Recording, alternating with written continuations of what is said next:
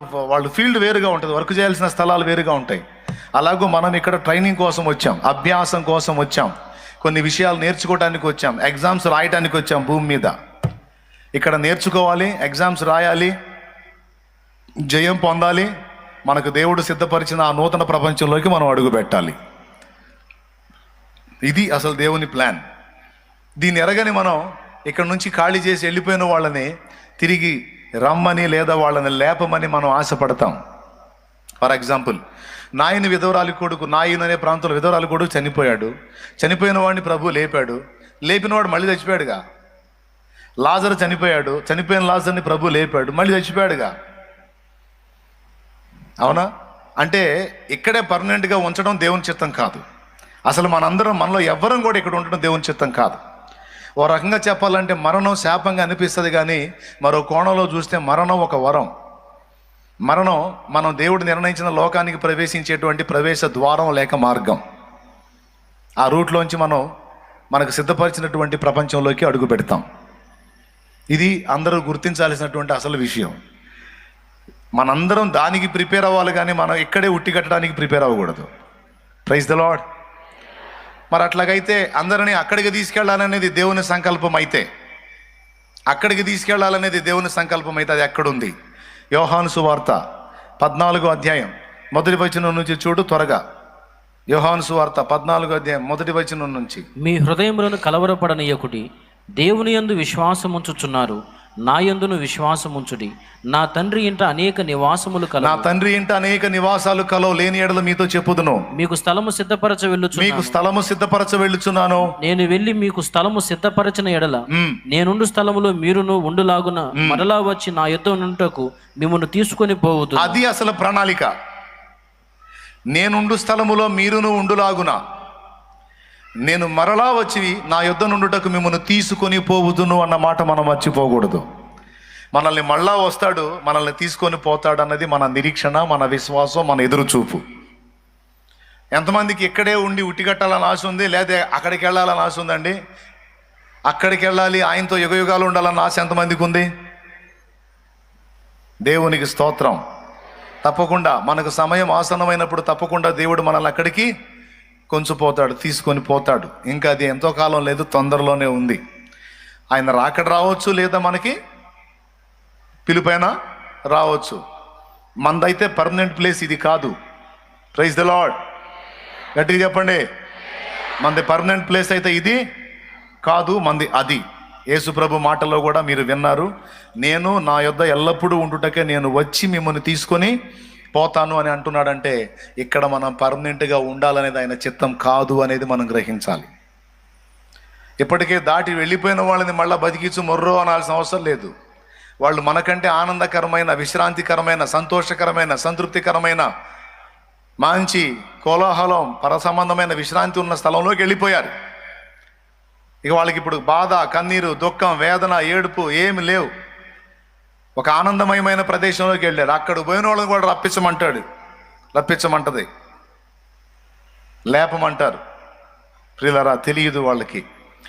దేవుడు పిలుపు వచ్చినప్పుడు, దేవుడు సమయం ఆసన్నమైనప్పుడు తన వారిని దేవుడు తీసుకుంటాడు.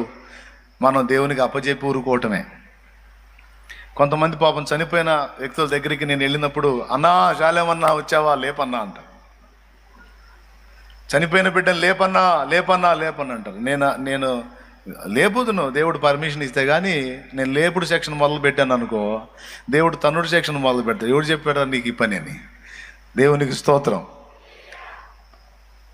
అద్భుతాలు ఎందుకు జరిగినాయి? మరి చనిపోయిన వారిని కూడా లేపారు. ఎందుకు అంటే కొన్ని కారణాలను బట్టి దేవుడు వాటిని జరిగించాడు. వాటిలో మొట్టమొదటి కారణం, తానెవరో వాళ్ళకి అర్థం కావాలి, తాను ఏం చెబుతున్నాడో వారికి అర్థం కావాలి. అంతేకాదు, వారు మారు మనస్సు పొందాలి. ప్రకటించబడుతున్నటువంటి సువార్త దైవికమైనది, అధికారమైనది. సాక్షాత్తు దేవుడే దీన్ని ప్రకటింపజేస్తున్నాడనే సంకేతం అందరికి అర్థం కావడానికి దేవుడు ఏం చేశాడంటే సువార్త ప్రకటనకు అద్భుతాలు, సూచక్రియలు, మహత్కార్యాలను జోడించాడు. సత్యం ప్రకటించబడతా ఉంటుంది. ఇది సత్యమని ప్రజలు నమ్మునట్లు కొన్ని కార్యాలు, సూచక్రియలను మామూలుగా అయితే నమ్మరుగా. మనోళ్ళు మామూలుగా నమ్మరుగా, వాళ్ళకి అద్భుతాలు కావాలి, రుజువులు కావాలి. కాబట్టి ప్రకటింపబడుతున్నది దైవ వాక్యమే, దేవుని సత్యమే అనే సంకేతం అందరికీ అర్థం కావడానికి కొన్ని అద్భుతాలు, సూచక్రియలు, మహత్కార్యాలను దేవుడు వాడుకొని ఆయా ప్రదేశాల్లో తన వాక్కుని ప్రకటింప సెలవిచ్చాడు. అందుకే భక్తులు సువార్త ప్రకటిస్తూ రేరుగా కొన్ని అద్భుత కార్యాలను జరిగించడం కూడా మనం చూస్తాం. వాళ్ళు ప్రార్థించినప్పుడు లేదా వారు పలికినప్పుడు కొన్ని కార్యాలు జరగటం అనేది అద్భుతాలుగా మనం గుర్తిస్తాం. ఎందుకోసం అంటే, ఇదిగో ఇతడు దేవుని చేత ఎంపిక చేయబడ్డాడు, ఎంపిక చేయబడినటువంటి వారు వీరు ప్రకటిస్తున్న సత్యాన్ని మీరు గుర్తించండి అనడానికి, కొన్నిసార్లు వాక్యాన్ని కూడా స్థిరపరచడానికి దేవుడు అద్భుతాలు వాడుకున్నట్టు మార్కు సువార్త చివరి అధ్యాయము చివరి వచనం సాక్ష్యం ఇస్తుంది. ప్రకటింపబడుతున్నటువంటి వాక్కు మీదికి ప్రజల మనస్సు వెళ్ళునట్లు, వాక్యం వారి అంతరంగాల్లో స్థిరపరచబడినట్లు దేవుడు అద్భుతాలు వాడుకున్నాడు. అద్భుతాలు ఎందుకు అన్న ప్రశ్నకు సమాధానంగా మొదటి విషయం చూడండి, మార్కు సువార్త చివరి అధ్యాయం 16వ అధ్యాయము 20వ వచనం. వారు బయలుదేరి వాక్యం అంతటా ప్రకటించిరి, ప్రభు వారికి సహకారుడై ఉండి వెనువెంట జరుగుతూ వచ్చిన సూచక్రియల వల్ల వాక్యము స్థిరపరచబడుచుండెను. స్థిరపరుస్తూ ఉన్నాడు. వాక్యాన్ని విన్నవారి హృదయంలో స్థిరపరచడానికి దేవుడు సూచక్రియలను వాడుకున్నాడు. సో పాయింట్ నెంబర్ 1, సూచక్రియలు ఎందుకు జరుగుతాయి, అద్భుతాలు ఎందుకు చేస్తున్నాడు దేవుడు అంటే, తన వాక్యాన్ని మనం గట్టిగా పట్టుకోవడానికి, ఆ వాక్యం మన హృదయాల్లో స్థిరపరచడానికి దేవుడు తన కార్యాలు కొన్నింటిని మన ఎదుట జరిగిస్తున్నాడు. Point number 1. పాయింట్ నెంబర్ 2, ఎందుకు అద్భుతాలు జరిగిస్తున్నాడు అంటే, రెండవ కారణం ఆయన ప్రజలు మారు మనసు పొందాలి అనేది. ప్రకటింపబడుతుంది దైవస్వరమే, దేవుని వాక్యమే, ఇవ్వబడుతున్న హెచ్చరికలన్నీ దేవునివే. కాబట్టి ప్రజలారా, మర్యాదగా నమ్మి మారు మనసు పొందండి, మీ చెడుతనం విడిచిపెట్టి నా వైపు తిరగండి అని ఆ రుజువు కోసం అద్భుతాలు చేసినట్లు ఇప్పుడు ఇందాక మత్తయి సువార్త 11:20 వచనంలో మనం చదువుతాం. చూడండి, పిమ్మట ఆయన ఏ ఏ పట్టణాల్లో ఆయన విస్తారమైన అద్భుతములు చేసినో ఆ పట్టణముల వారు మారు మనసు పొందకపోవటం వలన ఆయన వారిని ఇట్లు గద్దింపసాగాను. రెండవ విషయం, వాళ్ళు మారు మనసు పొందడానికి దేవుడు అద్భుతాలు వాడుకున్నాడు. మన జీవితాల్లో కూడా దేవుడు తన ఉనికిని స్పష్టంగా బయలుపరుస్తాడు. కొన్నిసార్లు కొన్ని అద్భుతాలు స్పష్టంగా మన మధ్య జరిగిస్తాడు. మన జీవితంలో జరుగుతాయి, లేదా మనం ప్రార్థించినప్పుడు ఎదుటి వాళ్ళ జీవితాల్లో కూడా జరుగుతాయి. మన కళ్ళ ముందు దేవుడు అసంభవమైన కార్యాలను జరిగించి చూపిస్తున్నప్పుడు మౌనంగా ఆయన మనతో మాట్లాడుతున్నాడు. ఏమంటే, ఇదిగో నేనున్నాను, నా కార్యాలు మీకు చూపిస్తున్నాను, కాబట్టి మీరు మారు మనసు పొందాలి.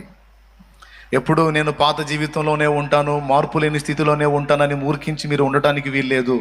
ఇదిగో నా కార్యాలు మీ కళ్ళ ముందు కనపడుతున్నాయి, వీటన్నిటిని నేను మీకు ఎందుకు చూపిస్తున్నాను, ఇంతగా మీతో ఎందుకు మాట్లాడుతున్నానంటే, మీరు మారు మనసు పొందాలి. లేకపోతే మీరు ప్రమాదంలో పడతారు, మీరు నశించే అవకాశం ఉంది, నా కోపానికి గురయ్యే అవకాశం ఉంది. కనుక మారు మనసు పొందాలి, అండ్ మారు మనసుకు తగిన ఫలం మీరు ఫలించాలి అనే ఆ మారు మనసు యొక్క ఫలమును దేవుడు ఆశిస్తూ ఉన్నాడు. కొంతమంది ఇప్పుడు ఇక్కడ చెప్పినటువంటి వ్యక్తులు ఏ ఏ పట్టణాల్లో అద్భుతాలు చూశారో, ప్రభు అద్భుతాలు చేశాడు, ఆ పట్టణాల వాళ్ళు అద్భుతాలను ఎంజాయ్ చేశారు, కానీ అద్భుతాలు జరిగినప్పుడు ఆ కాసేపు దేవుణ్ణి మయంపరిచారు, కానీ వాళ్ళు తమ కఠిన హృదయాలను విడిచిపెట్టి మారు మనసు పొంది దేవుని వైపు తిరగలేదు. ఎందుకోసం ఏం ఆశించి వాళ్ళ ఎదుట అద్భుతాలు చేశాడో ఆ కార్యం వాళ్ళ నుండి జరగలేదు. అద్భుతాలు చూసి ఆనందించారు, ఆ కాసేపు దేవుణ్ణి మయంపరిచారు, కానీ వాళ్ళ పాత రోత స్థితిలోనే వాళ్ళు ఉండిపోయారు. వాళ్ళు మారు మనసు పొందడానికి ఇష్టపడలేదు. దాన్ని బట్టి ప్రభు బాధపడి వాళ్ళని గద్దించాడు అని రాసుంది అక్కడ. సో రెండవది, అద్భుతాలు ఎందుకు అంటే, మారు మనసు మనం పొందడానికి మనకు ఒక సూచనగా దేవుడు అద్భుతాలని వినియోగిస్తాడు. నీ జీవితంలో దేవుడు స్పష్టమైన అద్భుతాలు జరిగిస్తున్నాడంటే దాని అర్థం ఏమిటో తెలుసా? ఇదిగో నేనున్నాను, నా మాటలు సత్యం, నువ్వు మర్యాదగా మారు మనసు పొంది నా వైపు తిరుగు, నీ జీవితాన్ని దిద్దుకో అనే సూచనగా ఆయన కార్యాలు జరిగిస్తాడు. మొదటిది ఎందుకు? వాక్యాన్ని స్థిరపరచడానికి. రెండవది ఎందుకు? మనం మారు మనసు పొందడానికి. మూడవది, ఆయన కనికరాన్ని బట్టి కూడా అద్భుతాలు జరిగిస్తాడు. నాయను అనేటువంటి ప్రాంతంలో విధవరాలి కొడుకు చనిపోయాడు, శవాన్ని తీసుకొని వస్తున్నారు, ఆమె ఘోరంగా ఏడుస్తూ ఉంది. ఆయనకి కనికరం వచ్చింది ఆమె మీద. సో ఆ కనికరాన్ని బట్టి వెళ్ళి పాడిని ముట్టి చచ్చినోడిని బ్రతికించి ఆమె కుమారుణ్ణి ఆమెకి ఇచ్చాడు. దీన్ని బట్టి అక్కడున్న ప్రజలు తానెవరో తెలుసుకోవాలి. రెండవది, చనిపోయిన ఆమె కన్నీరు తుడిచి ఆమెకు కనికరాన్ని బట్టి అద్భుతం చేశాడు. 3, అద్భుతం ఎందుకు చేస్తాడు దేవుడు అంటే కనికరాన్ని బట్టి కూడా కొన్నిసార్లు దేవుడు అద్భుతం చేస్తాడు. ఇది 3వ విషయం. మొదటిది ఎందుకు చేస్తాడు చెప్పండి? వాక్యాన్ని స్థిరపరచడానికి. మామూలుగా చెబితే వాక్యం వినరు అనుకోండి, ఒక అద్భుత కార్యం చూశారు అనుకో, సచ్చినట్టు విధేయత చూపుతారు. అసిసి వాస్యగు ఫ్రాన్సిస్ అనేటువంటి దైవజనుడు సువార్త ప్రకటిస్తూ ఉంటే ఎవడు వింటలేదట. ఒక నదీ తీరాన చాలామంది ప్రజలు ఉన్నారు. వాళ్ళకి, అయ్యా మీకు రక్షకుడి గురించి చెబుతాను, సృష్టికర్త గురించి చెబుతాను రండి అని పిలిస్తే ఎవరు దగ్గరికి రాలేదట. వాళ్ళని చాలా మొత్తుకొని పిలిచాడు, ఎవరు దగ్గరికి రాలేదు. విసిగి పుట్టింది. వెళ్ళాడు, ఆ నది దగ్గరికి వెళ్ళాడు. నది దగ్గరికి వెళ్ళి, సహోదరా చేపలారా రండి, మీ సృష్టికర్త గురించి మీకు చెబుతాను రండి అన్నాడట. అంతే, కుప్పల తెప్పలుగా చేపలన్నీ కూడా కుప్పల తెప్పలుగా వచ్చి ఒకదాని మీద ఒకటి ఎగసెగసి పడుతూ ఆయన మాట్లాడినంతసేపు అవి వింటా ఉన్నాయట. ఆ మాట్లాడుతున్నంతసేపు ఆయన పిలిచిన పిలుపు జనం విన్నారు. ఇదేంద్రా చేపలను పిలుస్తున్నాడని చూస్తే చేపలన్నీ వచ్చినాయి. మాట్లాడుతూ ఉన్నాడు, చితలాడుతా చేపలు వింటున్నాయి ఆయన మాటలన్నీ. తర్వాత ముగించి ఇంకా బయలుదేరని అన్నప్పుడు చేపలన్నీ వెళ్ళిపోయినాయి. ఈ తంతు చూశారు, బిత్తరపోయారు. ఆయన అసిసి వాసికు ఫ్రాన్సిస్ అంటే దైవజనుడు. ఆ చేపలు వెళ్ళిపోయిన తర్వాత సస్తాబద్దుతో వచ్చారు, అయ్యా నువ్వెవరో సామాన్యుడు కానట్టుందే అని. అది ముందు చెబితే విన్నారా? దేవునికి స్తోత్రం కలుగును గాక. హల్లెలూయా. ఓ ప్రాంతానికి వెళ్తాడు, ఆ ప్రాంతంలో ఆయన ఎవరు చేర్చుకోరు. పాప వాళ్ళలో ఒకళ్ళకన్నా దేవుని గురించి చెబుదామని ఆశపడతాడు, ఎవరో చేర్చుకోరు. ఆ దినమంతా తిరుగుతాడు. సాయంత్రం వేళ అయ్యేసరికి అందరూ తలుపులు వేసుకుంటారు, ఒకళ్ళు కూడా ఆయనకి ఆశ్రయం ఇవ్వరు. సాయంత్రానికి అందరూ తలుపులు వేసుకుంటారు, ఎందుకంటే ఆ ఊర్లో తోడేలు వస్తుంది. అది మనుష్య రక్తానికి అలవాటు పడిన తోడేలు. సహజంగా తోడేళ్ళు గొర్రెలను జంతువులను వేటాడతాయి, కానీ ఈ తోడేలు మాత్రం మనుష్య రక్తానికి అలవాటు పడింది. సాయంత్రం వేళల్లో, రాత్రి వేళల్లో అది అటాక్ చేసి మనుషుల్ని, దొరికిన వాళ్ళని చంపేస్తూ ఉంది. అందుకని దానికి భయపడి వాళ్ళు డోర్స్ క్లోజ్ చేస్తారు. మీకు ఇంట్రెస్ట్ ఉంటే అసిసియగు ఫ్రాన్సిస్ లైఫ్ స్టోరీ, జీవిత చరిత్ర మన స్టాల్లో ఉంటుంది, మీరు తీసుకొని చదవచ్చు. నేను చెప్పిన సంగతులు అందులో ఉంటాయి.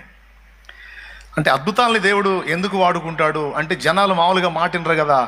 కొన్ని చోట్ల కొన్ని కార్యాలు జరిగినప్పుడు జనాలకి కొంచెం బుర్ర తిరిగేటువంటి పరిస్థితి ఉంటుంది అన్నమాట. అప్పుడు లైన్లోకి వస్తారు. ఆయన ఒక్కడే పాపం వీధిలో ఉంటాడు. కొంతమంది కిటికీల్లోంచి చూస్తూ ఉంటారు, ఇతను అయిపోతాడు ఈరోజు అని. ఎందుకంటే తోడేలు అటాక్ చేసేది. అందరూ గమనిస్తూ ఉంటారు, ఇళ్లలోంచి కిటికీలలోంచి చూస్తూ ఉంటారు. నిజంగా అనుకున్నట్టే తోడేలు వచ్చిద్ది, ఆయన మీద అటాక్ చేయడానికి దగ్గరకు వచ్చిద్ది. అప్పుడు ఆయన గద్దిస్తాడు, దాన్ని తోడేల్ని గద్దిస్తాడండి. ఆగో, దేవుడు నీకు నియమించింది ఏంది, నువ్వు చేస్తుంది ఏంది? నమ్మశక్యంగానివి కానీ నిజంగా జరిగినాయి. అదిగో, దేవుడు నీకు చెప్పింది ఏంది, నువ్వు చేస్తుంది ఏంది? ఆగక్కడ అన్నప్పుడు అది మహారౌద్రంతో వచ్చేది. కాస్త ఆయన గద్దించినప్పుడు అది ఆగిపోయి మోకాళ్ళ మీద కూర్చుంటుంది. ఇళ్లలో కిటికీలలో నుంచి చూస్తూ ఉంటారు. మనుష్య రక్తానికి ఎందుకు అలవాటు పడ్డావు? మనుషుల్ని ఎందుకు దాడి చేసి చంపుతున్నావు? అది నీకు దేవుడిని సెలవైందా? దేవుడు నీకు అలా ఇచ్చాడా? నీకు వేరే ఆహారాన్ని దేవుడు సిద్ధపరిచి ఉండగా నువ్వు మనుషుల ప్రాణాలను ఎందుకు తీస్తున్నావు అని గద్దించినప్పుడు అది గడగడలాడుతూ అక్కడే కూర్చుంటుంది. అలా కూర్చున్న తర్వాత దానికి చెప్తాడనమాట, రోజు ఫలానా టయానికి నీవురా వాళ్ళ ఆహారం పెడతారు, తిను, వెళ్ళిపో. ఒక కుక్కకి ఆహారం పెట్టినప్పుడు అది తిని వెళ్ళిపోయినట్టుగా ఇక నుంచి అది తినాలి, అది వెళ్ళాలి. అది ఆజ్ఞ. అది చేసి పోయి వెళ్ళిపో అంటాడు. ఆయన గద్దించినప్పుడు అది వెళ్ళిపోతుంది. అది వెళ్ళటం వీళ్ళు కళ్ళారా చూస్తారు. అది గడగడలాడుతా మోకాళ్ళ మీద ఉండి అతని మాటలు వినడం చూస్తారు. ప్రియులారా, ఇది నమ్మశక్యంగా ఉందా మీకు? కానీ ఇలాంటి జరిగిన బైబిల్లో కూడా సాక్ష్యం ఇస్తుంది. ఏలియా, నీవు కెరీతు వాగు దగ్గర నేను నీకు చూపించే స్థలంలో దాగి ఉండు, నేను కాకోలములకు సెలవిచ్చాను, అవి నీకు ఆహారాన్ని తీసుకొస్తాయి అంటే కాకులు తీసుకొచ్చి ఆహారము ఏలియాకి ఇచ్చినట్టు బైబిల్లో రాస్తుంది. తెలుసా? దేవుడు కాకులతో మాట్లాడాడు. యోనా ఓడ కిటికీలో నుంచి విసరబడతాడు, నువ్వు యోనాని మింగాలి, ప్రాణాలతో కాపాడాలి నేను నీకు చూపించే ప్రదేశంలో అతన్ని నువ్వు బయటికి కక్కివేయాలని తిమింగలంతో దేవుడు మాట్లాడినప్పుడు యోనా గ్రంథాన్ని మీరు చదివితే యోనా మరి దేవునికి వ్యతిరేకంగా నినివే వెళ్ళమంటే తార్షీషుకు వెళుతున్నప్పుడు ఓడ కిటికీలో నుంచి యోనా విసరబడతాడు. అక్కడ స్టోరీ ఉంది, మీకు అందరికీ తెలుసు. ఆ విసరబడ్డప్పుడు తిమింగలం యోనాని మింగి కడుపులో దాచుకొని 3 రోజుల తర్వాత మళ్ళీ అది బయటికి కక్కివేస్తుంది. ఎక్కడైతే యోనా ఓడెక్కాడో అదే ప్రదేశాన్ని తీసుకొచ్చి ఆ చేప యోనాని బయటికి కక్కిద్ది. ఇక్కడ తిమింగలంతో నేను మాట్లాడాను అంటాడు. భూ జంతువులతో ఆయన మాట్లాడాడు. గాడిద బిలాముతో మాట్లాడింది మీకు తెలుసు, గాడిద గద్దించింది. అలాగే సర్పము హవతో మాట్లాడిన సంగతి మీకు తెలుసు. అలాగే సింహాలు దూత గద్దింపుకు లోబడి నోళ్ళు మూసినాయి అన్న సంగతి కూడా మీకు తెలుసు. ఇక్కడ దైవజనుడు గద్దించినప్పుడు ఆ తోడేళ్ళు లోబడింది. ఈ కార్యాన్ని దేవుడే జరిగించాడు. ఒకవేళ అతడు ఒక సామాన్యుడిగా ఉండి దేవుడు అతనికి తోడై ఉండకపోతే ఆ వేళ తోడేలు అతన్ని చంపుతుండొచ్చు. కానీ ఆయనకి దేవుడు తోడై ఉన్నాడు. ఆయన ప్రార్థించుకున్నాడు, దేవా నీ శుభవార్త ప్రకటించడానికి నేను బయలుదేరాను, నాకు కోఆపరేట్ చేయి, ఈ ఊరి ప్రజలు నిన్ను నమ్మునట్లు ఒక కార్యం జరిగించన్నప్పుడు తోడేళ్ళని కంట్రోల్ చేయటం ద్వారా ఆ ఊరి ప్రజలు ఆయన దగ్గరికి వచ్చి, నువ్వెవడో సామాన్యుడవు కావు, ఈ తోడేలు మమ్మల్ని ప్రాణాలు తీస్తుంది, నువ్వు మాట్లాడినప్పుడు అది విన్నది, మోకాళ్ళు వేసింది, గడగళ్ళాడింది, మరి ఇది సామాన్యమైన విషయం కాదు, నువ్వు చెప్పదలుచుకున్నది ఏదో చెప్పు, మేమందరం వినటానికి సిద్ధంగా ఉన్నామని ఊరే కదిలిద్ది. అట్లాగున కొన్నిసార్లు దేవుని మాటలు ప్రజలు వినడానికి, విన్న మాటలు హృదయంలో స్థిరపరచుకోవడానికి కొన్ని అద్భుతాలను దేవుడు ఉపయోగించుకుంటాడు. ఇది మొదటి సంగతి. రెండవది, మారు మనసు పొందడం కోసం అద్భుతాలు దేవుడు చేస్తాడు. అద్భుతాలు అనుభవిస్తూ పాపాన్ని కొనసాగించడం కాదు. అద్భుతాలు అనుభవిస్తూ కొంతమంది ఏమనుకుంటారో తెలుసా, నా జీవితంలో దేవుడు అద్భుతాలు చేస్తున్నాడు, నేను ఏది ప్రార్థిస్తే అది నెరవేరుస్తూ ఉన్నాడు, మీరు నన్ను అంటున్నారు నువ్వు అలా ఉండకూడదు ఇలా ఉండకూడదు అని, దేవుడు నన్ను ఆమోదించాడు, నేను ప్రార్థన చేస్తే అద్భుతాలు చేస్తున్నాడు అని కొంతమంది అంటారు. పాపంలో కొనసాగుతూ, అక్రమ మార్గాల్లో కొనసాగుతూ నేను ప్రార్థించినప్పుడు దేవుడు వింటున్నాడు, నా ఎడల దేవుడు అద్భుతాలు చేస్తున్నాడు అని అంటారు. ఎందుకు విన్నాడు, ఎందుకు అద్భుతాలు చేశాడు? నీ పాపానికి ఏమన్నా సర్టిఫికెట్ ఇచ్చాడా? ఏం పర్లేదు బేటా, వాళ్ళు అంతే అంటారులే నాన్న, నువ్వు పాపం చేసుకోనానా, నేను నీ కోఆపరేట్ చేస్తాను, వాళ్ళకి చెప్పి నేను వింటున్నానా, ఏంది నువ్వు ఏది అడిగితే అది వింటున్నాను, ఏది చెప్తే అది చేస్తున్నాను బిడ్డ, నువ్వేం పర్లా, నీ తంతు నువ్వు కొనసాగించని చెప్పి దేవుడు ఏమన్నా సపోర్ట్ చేస్తున్నాడా పాపానికి? పాపానికి ఎప్పుడు నిద్రలో కూడా దేవుడు సపోర్ట్ చేయడు. నా పాపాన్ని దేవుడు ఆమోదించాడని ఎన్నడూ ఎవరు ఎప్పుడు అనుకోవద్దు. ఎవరు ఏ చిన్నదైనా పెద్దదైనా పాపంలో ఉంటే దయచేసి వాడు దాన్ని విసర్జించి మారు మనసు పొందటమే మంచిది. లేకపోతే అద్భుతాలు సంగతి ఏమో కానీ దేవుని గద్దింపుకు గురి కావాల్సినటువంటి పరిస్థితి ఏర్పడింది. అద్భుతాలు జరుగుతున్నాయంటే పాపాన్ని సపోర్ట్ చేయటం కాదు, ఈ కార్యాలు చూసైనా మారు మనసు పొందండారా అని దేవుడి పిలుపది. సో రెండవది, అద్భుతాలు ఎందుకోసం అంటే మారు మనసు కోసం. మూడవది, కనికరాన్ని బట్టి ఆయన అద్భుతాలు చేశాడు. నాలుగవది, దేవుని క్రియలు మహిమపరచబడటానికి దేవుని మహిమార్థమై కూడా ఆయన అద్భుతాలు చేశాడు. ఇవన్నీ కూడా ఎందుకు దేవుడు గ్రంథంలో రాయించాడంటే ఈ అద్భుతాలన్నీ ఎందుకు చేశాడో అవన్నీ రాయించాడు. ఇక్కడ మనం ఇప్పుడు చదువుకున్నటువంటి వచనంలో ఒక్క మాట మీదకి మీ మనసును నేను తీసుకెళ్ళి ముగిస్తాను. ఏంటంటే విమర్శ దినము అనే ఒక మాటని ప్రభు ఇక్కడ ప్రస్తావించాడు. అయ్యో కొరాజినా, అయ్యో బెత్సైదా, మీ మధ్య చేయబడిన అద్భుతాలు తూరు సీదోను పట్టణంలో చేసి ఉంటే వాళ్ళు ఇప్పటికే బూడిద పోసుకొని గోనె పట్ట కట్టుకొని మారు మనసు పొంది ఉండేవాళ్ళు. కొరాజినా, బెత్సైదా, చాలా అద్భుతాలు మీ కళ్ళ ముందు జరిగినాయి, మీరు చూశారు, కానీ మీరు మారు మనసు పొందలేదు, దేవుని వైపు తిరగట్లేదు. దీని ఫలితంగా మీ గతి ఏమైందో తెలుసా? రేపు విమర్శ దినమందు మీ గతి కంటే సొదొమ గొమొర్రాల గతి లేదా తూరు సీదోనుల గతి ఓర్వతగినదై ఉండును అనే మాట మాట్లాడాడు. దీని అర్థం ఏమిటంటే చాలా స్పష్టంగానే ప్రభు మాట్లాడుతున్నాడు. విమర్శ దినం ఒకటి ఉంది, ఆ రోజున మీరు చాలా ఇబ్బంది పడతారు అనే మాట ప్రభు మాట్లాడాడు. ఆ విమర్శ దినం అనే దాని దగ్గరికి మీ మనసును ఆకర్షించాలని నేను ఈ వచనం మీకు చూపించాను. ఇందులో భాగంగానే దేవుడు అద్భుతాలు ఎందుకు చేస్తాడు అన్నదానికి ఒక 4 ఆన్సర్స్ చెప్పాను. ఇప్పుడు విమర్శ దినం అన్నదాన్ని దయచేసి మనసులో పెట్టుకోండి. విమర్శ దినం రేపాకి ఎల్లుండు నాయకులకు విమర్శ దినం, దేవునికి స్తోత్రం. రేపాకి ఎల్లుండి ఎవరికి విమర్శ దినం? జనాలు నాయకులకు తీర్పు తీర్చే దినం అన్నమాట. తీర్పు అయిపోయింది, అది రేపు ఓపెన్ అవుతుంది. మీకు కావాలంటే టీవీలో వేస్తాడు కదా, ప్రజా తీర్పు అని. చూడలేదా? ప్రజా తీర్పు. సరే, ఈ విమర్శ దినం, ఈ తీర్పు దినం సంగతి పక్కన పెడితే, మనందరం ఎప్పుడు మర్చిపోకుండా గుర్తుపెట్టుకోవాల్సినటువంటి విమర్శ దినం ఒకటి ఉంది.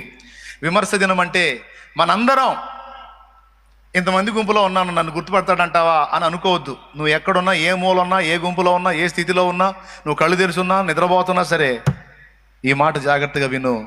ఈరోజు ఇంతమంది గుంపులో నిన్ను గుర్తుపెట్టినట్టే రేపు కోటాను కోట్ల మందిలో నిన్ను ప్రత్యేకంగా పేరు పెట్టి పిలిచి నిలబెడతాడు జనంలో. సూపరం, సంతోషంగా చప్పట్లు కొట్టుకుంటున్నావు. రేపు పెళ్ళి అయింది అక్కడ. నేను ఎందుకు ఆ పాయింట్ చెప్పాను అర్థం కాల. టప కొట్టారు, మంచి పని చేశారు. మీకేం జరిగిద్దో మీరే ముందు చప్పట్ల రూపంలో చెప్పారు. ఒక్కొక్కరికి మోతం మోగిద్దని. దేవునికి స్తోత్రం. స్త్రీలు పురుషులు అందరూ, ఏ భేదం లేదు. ప్రతి ఒక్కరు కూడా, ముఖ్యంగా అన్యుల సంగతి పక్కన పెడితే క్రీస్తు యేసునందు విశ్వాసులమైన మనకి కూడా విమర్శ దినం ఒకటి ఉందనేది మాత్రం మర్చిపోవద్దు. మనల్ని కూడా దేవుడు ప్రశ్నించే రోజు ఒక రోజు ఉంది. మనల్ని లెక్క అడిగే రోజు ఒక రోజు ఉంది. ఆ ఒక్క రోజుని దృష్టిలో పెట్టుకొని మన ప్రతిరోజు గడపాలి అన్న ఒక్క మాట మీ దృష్టిలోనికి నేను తీసుకొస్తున్నాను. ఒక రోజు ఉంది, ఆ ఒక్క రోజును దృష్టిలో పెట్టుకొని మన ప్రతిరోజు మనం గడపాలి. ఏ రోజు ఆ రోజు అంటే విమర్శ దినం. ఆ ఒక్క రోజుని దృష్టిలో పెట్టుకొని ఒక భర్త భార్య దగ్గర జీవించాలి, భార్య దగ్గర భర్త జీవించాలి, తల్లిదండ్రుల దగ్గర పిల్లలు బతకాలి, పిల్లల విషయంలో తల్లిదండ్రులు జీవించాలి, సమాజంలో ప్రజల ముందు ఆ దినాన్ని దృష్టిలో పెట్టుకొనే మనం బతకాలి. చాలామంది అదొక రోజు ఉంది అన్న విషయాన్ని మర్చిపోయి బతుకుతున్నారు. అదొక రోజు ఉంది అన్న సంగతి మర్చిపోయి బతుకుతున్నారు కాబట్టే విచ్చలవిడిగా వాళ్ళు ఇష్టం వచ్చినట్టు వాళ్ళు బతికేస్తూ ఉన్నారు. ప్రజెంట్ టైం నీకు ఇచ్చాడు, ఇది నీ సమయం. ఈ సమయంలో నువ్వు క్రియలు చేస్తూ ఉంటావు, దేవుడు మౌనంగా చూస్తూ ఉంటాడు, నిన్ను గదిలిచ్చడు. ఎప్పుడన్నా గద్దిస్తే, చెబితే, కోప్పడితే ఇలా వాక్య రూపంలో తన దాసుల ద్వారా నిన్ను సరిచేయటానికి గద్దించి, హెచ్చరించి, వార్నింగ్ ఇచ్చి నిన్ను బ్యాలెన్స్ చేయడానికి ట్రై చేస్తాడు. ఈ కూటమి అయిపోయి నువ్వు బయటికి పోయిన తర్వాత నీ ఇష్టం వచ్చినట్టు నువ్వు చేయొచ్చు, దేవుడు మౌనం. లేదా ఈ కూటమి విడిచి కూడా నువ్వు వెళ్ళొచ్చు, దేవుడు మౌనం, నీ ఇష్టం అని. కానీ ప్రతి గంట, ప్రతి నిమిషం, ప్రతిరోజు, ప్రతి పూట ఆ విమర్శ దినాన్ని దృష్టిలో పెట్టుకొని సత్క్రైస్తవుడు బ్రతకాలి. ఆ రోజున దేవుడు ప్రతి ఒక్కరిని కూడా తీర్పు తీర్చేటువంటి రోజు. ఈ భూమి మీద నీకు ఇచ్చినటువంటి ఆయుష్కాలంలో, నువ్వు జీవించిన జీవితంలో నీ ప్రతి క్రియ లెక్కగట్టబడుతుంది. నీ మాటలు, చేష్టలు, నడతలు సమస్తం. బైబిల్ గ్రంథంలో మన మాటలు కూడా దేవుడు లెక్క రాసుకుంటున్నాడు అన్న సంగతి గ్రంథంలో రచింపబడి ఉన్నది, రాయబడి ఉన్నది. మత్తయి సువార్త 12:36 మలాకీ గ్రంథము, ఈ రెండు కూడా రాయబడి ఉన్నాయి. మత్తయి సువార్త 12:36 ఒకసారి తీసి చూసుకోండి. నేను మీతో చెప్పునదేమనగా, మనుషులు పలుకు వ్యర్థమైన ప్రతి మాటను గూర్చి విమర్శ దినమున లెక్క చెప్పవలసి ఉండును. చూసారా, విమర్శ దినం అనే మాట ఉంది. ఆ విమర్శ దినంలో లెక్క అడుగుతాడట. ఆ లెక్క అడిగేటప్పుడు పనికి మాలిన మాటల్ని బట్టి కూడా లెక్క అడుగుతాడట. మనం అనుకుంటాం సహజంగా, మనం మాట్లాడుతున్న మాటలు ఎవరు వింటున్నారులే, మనం చాటును చెప్పుకుంటున్నాం, మనం ఏదో మాట్లాడుతున్న అవతల వాడికి కీడుకరంగా మన మాటలు ఎవరు పట్టించుకుంటున్నారులే అని మనం అనుకుంటాం. కానీ దేవుని గ్రంథం చెప్తుంది, దేవుని గ్రంథంలో రచింపబడి ఉంది పరిశుద్ధాత్మ ప్రేరణతో, విమర్శ దినం రోజున నీవు మాట్లాడే ప్రతి మాట వలన కూడా లెక్క చెప్పాల్సి ఉంటుంది అని దేవుడు రాయించి పెట్టాడు. అంటే వ్యర్థమైన ప్రతి మాటను గురించి, పనికిమాలిన మాటలను గురించి, నిందా ప్రచారాలను గురించి, అన్యాయముగా అబద్ధముగా పలికేటువంటి మాటలను గురించి, విశ్వాసి సాటి విశ్వాసి మీద పలికే మాటలు, విశ్వాసులు సేవకుడి మీద పలికే మాటలు, సేవకుడు విశ్వాసుల మీద పలికే మాటలు, ప్రతి మాటని గురించి విమర్శ దినం దృష్టిలో పెట్టుకొని మాట్లాడాలి. లెక్క ఉంది. దేవునికి స్తోత్రం కలుగును గాక. ఏ దినం ఉంది? విమర్శ దినం ఉంది. ఓకే, ఇది మాటల విషయం ఒక్కటే కాదు, చేష్టల విషయంలో కూడా వర్తిస్తుంది. కొంతమంది దేవుణ్ణి ఎరిగినటువంటి వ్యక్తులే పక్షపాత ధోరణితో వ్యవహరిస్తూ ఉంటారు. ఒక కంట్లో బెల్లం, ఒక కంట్లో సున్నం అన్నట్టు ప్రవర్తిస్తూ ఉంటారు. ఆ పక్షపాత ధోరణితో మనం జీవించినటువంటి సంవత్సరాల జీవితం అంతా కూడా లెక్కగట్టబడిద్ది. కొంతమందిని, మనకిష్టమైన వాళ్ళని ఒక రకంగా, మనకిష్టం లేని వాళ్ళని ఒక రకంగా మనం ట్రీట్ చేస్తాం, వాళ్ళతో ప్రవర్తిస్తాం. అయితే విమర్శ దినాన్ని దృష్టిలో పెట్టుకుంటే ఒక రోజు వచ్చింది, ఆ రోజు దేవుడు ఇలా ఎందుకు చేసావని నన్ను లెక్క అడుగుతాడు, నేను చాలా జాగ్రత్తగా నడుచుకోవాలి అనే భయం అనేది గుండెల్లో ఉంటే నిష్పక్షపాతంగా అందరినీ సమదృష్టితో చూస్తాం. అనుబంధాల విషయంలోకి వచ్చేటప్పటికి సహజంగా ఒక స్త్రీ అత్తగారు అయి ఉంటుంది అనుకో, కూతురును ఒక రకంగాను కోడలను ఒక రకంగాను ప్రేమిస్తారు. ఒకవేళ కోడలు ఏదన్నా తప్పు చేసిందనుకో, చిన్నదో పెద్దదో పొరపాటు జరిగిందనుకో, ఆ చిన్నదో పెద్దదో పొరపాటుని బహిరంగంగా ఆరాడిపరిచి చాలా చీదర చేస్తారు. ఒక మాట నేను మీకు చెప్పనివ్వండి, ఒకవేళ ఎవరైనా ఒక స్త్రీ అది కోడలుగా ఉండి చిన్నదో పెద్దదో ఒక తప్పు జరిగిందనుకో, బయట వేస్తారా లేదా? ఏ టైపులో బయటేస్తారు? ఒక రేంజ్లో బయటేస్తారు. అదే తప్పు సొంత కూతురు చేసిందనుకో, బయటేస్తారా, కడుపులో పెట్టుకుంటారా? బయటేస్తారా, కడుపులో పెట్టుకుంటారా? సమాజంలో ఎవరైనా ఏమమ్మా నీ కూతురు ఇలా చేసింది అన్నారనుకో, చేసిందా, ఎవరు ఇక్కడ పతివ్రతలు ఎవరు, స్తంభాలు ఎత్తేవాళ్ళు ఎవరు అంటారు.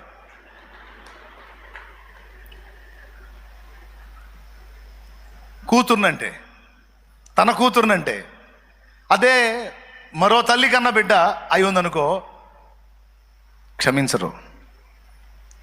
నలుగురిలో నవ్వులు పాలయ్యే విధంగా మాట్లాడుతా నలుగురిలో ఆరాడిపరుస్తారు.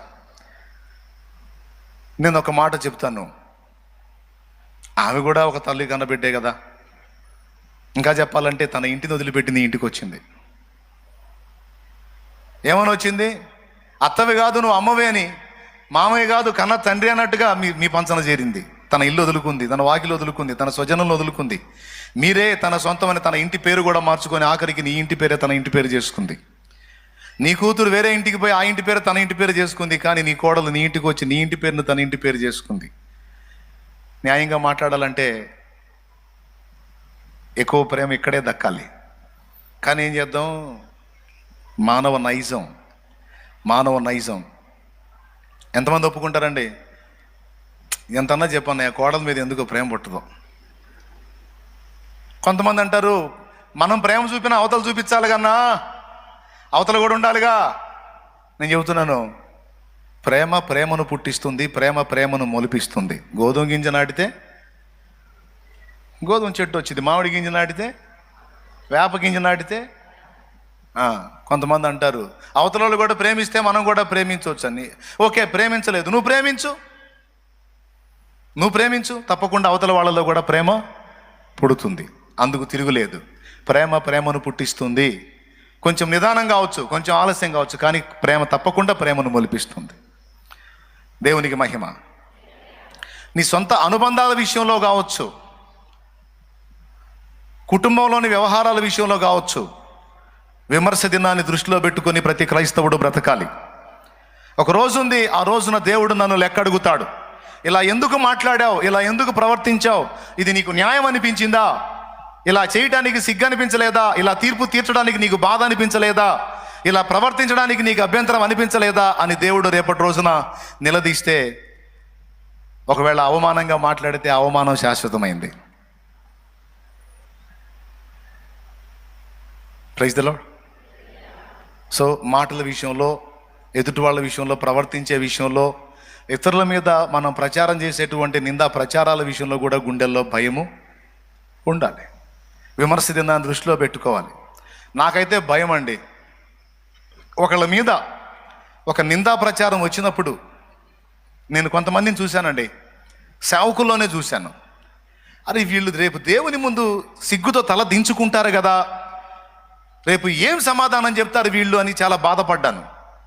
నా మీద కొంతమంది కొన్ని దుర్మార్గపు మాటలు కల్పించి వ్యాఖ్యలు చేసి ఆ వ్యాఖ్యలను యూట్యూబ్లో అప్లోడ్ చేస్తే, కొంతమంది పాస్టర్స్ మళ్ళీ నేను కనపడ్డప్పుడు నవ్వుతారు, ప్రైజ్ లార్డ్ చెబుతారు, వందనాలు చెబుతారు.